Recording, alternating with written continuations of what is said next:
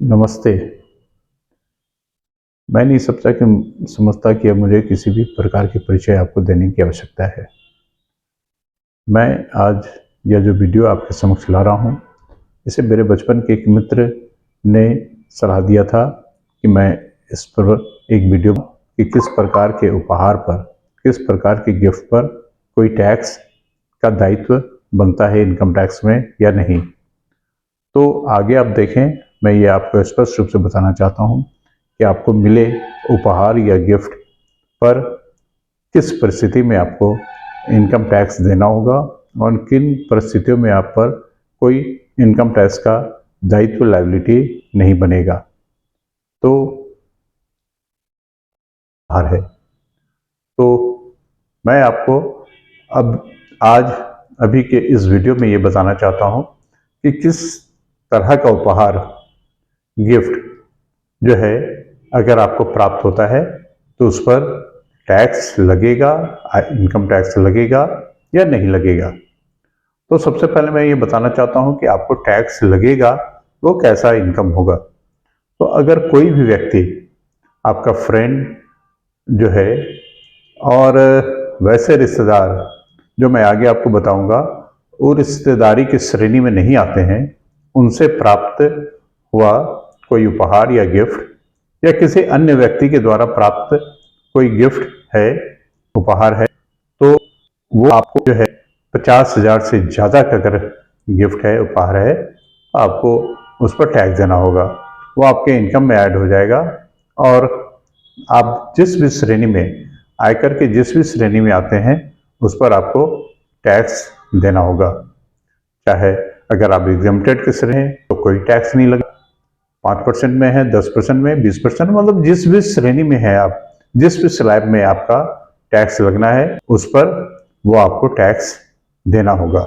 तो ये तो हो गया कि कैसे लोगों से या किस प्रकार का गिफ्ट लेने पर जो है वो टैक्स देना पड़ेगा। एक चीज मैं और स्पष्ट कर दूं इसमें कि अगर कोई इमूवेबल प्रॉपर्टी या कोई ऐसा प्रॉपर्टी जिसका वैल्यू मूल्यांकन वो 50,000 से ज्यादा का है, आप मान लिया कि जमीन जो है आप कहते हैं कि वो 40,000 का है, लेकिन उसका से ऊपर का है, तो वो स्टाम्प ड्यूटी वैल्यू जो होगा वही उस गिफ्ट का वैल्यू माना जाएगा और तब आपके इनकम में ऐड हो जाएगा, आपके इनकम में जोड़ दिया जाएगा और उस पर 50,000 की छूट के बाद जो भी राशि होगी वो आपको उस पर टैक्स देना पड़ेगा।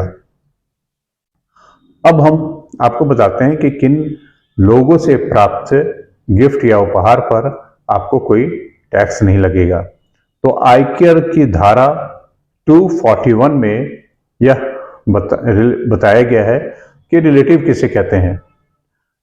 रिलेटिव से प्राप्त गिफ्ट पर टैक्स नहीं लगता है। तो आयकर की धारा 241 में जो है वो बताया गया है स्पाउस, मतलब अगर कोई मेल है तो उसकी पत्नी, कोई फीमेल है तो उसका पति, ब्रदर और सिस्टर ऑफ दैट इंडिविजुअल जो है वो, और उससे एसेंडेंट और डिसेंडेंट जो फैमिली मेंबर्स हैं उनसे प्राप्त जो है वो रिलेटिव के दायरे में, उसके रिलेटिव के डिफिनीशन में आते हैं।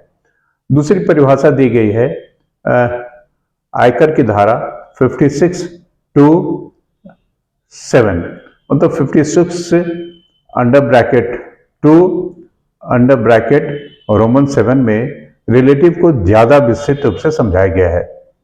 तो मैं अब 56 टू 7 में जो बताया गया है उसके बारे में बताता हूं कि एक इंडिविजुअल के केस में, जैसे स्पाउस, स्पाउस दोनों केस में हो सकते हैं, पति के केस में पत्नी और पत्नी के केस में पति। तो अगर वैसे पति या पत्नी एक दूसरे को गिफ्ट करते हैं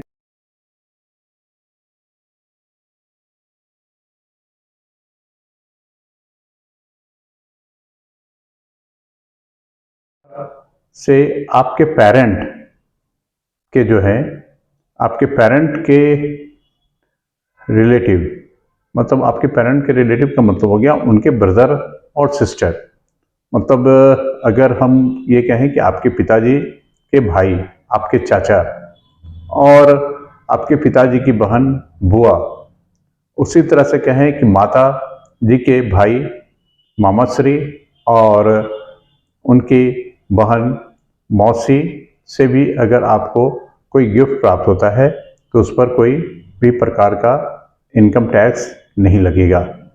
इसी प्रकार से आपके बहन जो है भाई से प्राप्त गिफ्ट पर भी कोई टैक्स नहीं लगेगा। आगे है कि आपको जो है इनके जो भी मैंने बताया कि आपके भाई बहन, पिताजी के भाई बहन जो है माता श्री के भाई बहन से प्राप्त जो उपहार है, गिफ्ट है, वो आयकर के श्रेणी से, आयकर की डिफिनेशन से बाहर है। अब इनके स्पाउस, जैसे मैं कहूं तो ब्रदर के स्पाउस हो गई सिस्टर इन लॉ, उसी तरह से सिस्टर के स्पाउस हो गए ब्रदर इन लॉ।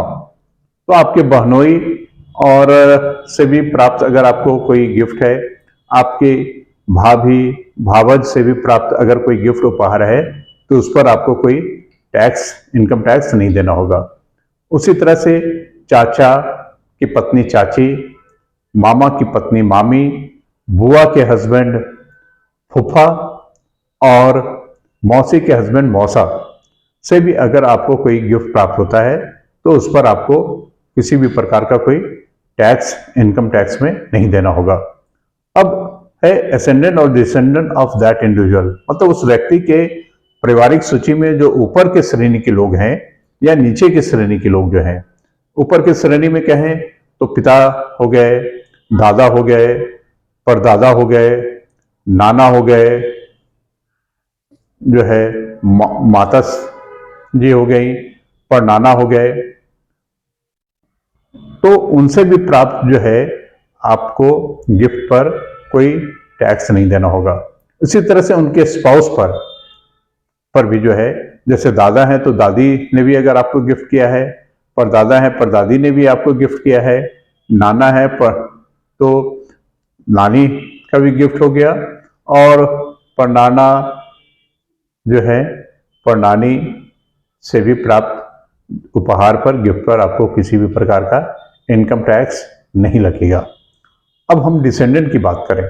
डिसेंडेंट में आपका बेटा, आपका पोता, परपोता भी अगर आपको गिफ्ट करता है तो नाती जो है अगर आपको गिफ्ट करता है, पोती अगर आपको गिफ्ट करती है, नातनी अगर आपको गिफ्ट करती है तो उस पर आपको किसी भी प्रकार का कोई इनकम टैक्स देने की जरूरत नहीं है। वो आपके एग्जम्प्टेड इनकम में का वो भाग होगा। उसी तरह से उनकी स्पाउस, मतलब बेटा है तो आपकी बहू जो है, पोता है तो पोता की बहू, परपोता है तो परपोता की बहू, नाती है तो नाती की पत्नी जो है, और अगर पोती है तो पोती का हस्बैंड, बेटी है तो बेटी का हस्बैंड, आपका दामाद। उसी तरह से जो है नातिन है तो नातिन का भी हस्बैंड अगर आपको कोई गिफ्ट करते हैं तो आपको उस पर कोई भी किसी भी प्रकार का इनकम टैक्स देने की आवश्यकता नहीं है। मतलब वो इनकम टैक्स के डिफिनेशन से बाहर है। एग्जम्प्टेड इनकम में वो माना जाता है कि वो आपके आयकर के दायरे से बाहर है। हाँ, एक चीज पर विशेष रूप से ध्यान देने की आवश्यकता है, वो है कि जो भी गिफ्ट आपको प्राप्त हो रहा है वो देने वाले के मतलब एक्सप्लेन इनकम से होना चाहिए। मतलब वो उनका इनकम जो है वो में दिखाया हुआ हो या उनके आमदनी के स्रोत से प्राप्त वो अर्जन किया हुआ हो तो वो आपको गिफ्ट कर सकते हैं, उस पर कोई टैक्स नहीं लगेगा। जो इनकम टैक्स में एक्सप्लेन नहीं है वो अगर गिफ्ट आपको मिलता है तो हो सकता है कि आपको परेशानी हो सकती है। तो आप ये स्पष्ट रूप से देख लें कि वो गिफ्ट जो आपको मिल रहा है वो देने वाले के एक्सप्लेन इनकम से हो मतलब वो अगर इनकम टैक्स डिपार्टमेंट अगर उनसे ये सवाल जवाब करे तो वो उसको एक्सप्लेन कर सकें कि ये उनका जो है वो टैक्स पेड मनी है। और टैक्स पेड मनी से अगर कोई गिफ्ट इन श्रेणी के लोग अगर आपको कोई गिफ्ट करते हैं तो इस पर आपको किसी भी प्रकार का टैक्स नहीं देना होगा। तो मैं समझता हूँ कि मेरी बातें आपको स्पष्ट रूप से समझ में आई होगी। अगर आपको अभी भी कोई शंका हो तो आप कमेंट बॉक्स में अपने शंका को लिखें। मैं ये कोशिश करूँगा कि आपके शंका का समाधान कर सकूँ।